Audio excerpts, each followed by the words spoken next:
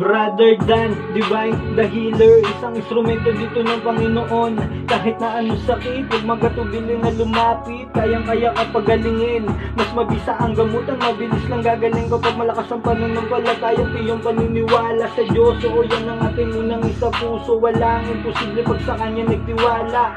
Di po kita binibiro, dito mo mararanasan paano magkaroon ng himala. Physical o spiritual na sakit, kahit ganong kalala, huwag ka pong mag-alala, si Bro Dan na po ang bahala. Nagbabahagi din ng karunungan at kaalaman na matuturing kayaman ng dasal na Latin na pananggala at gabay na pangontra para sa iyong kaligtasan.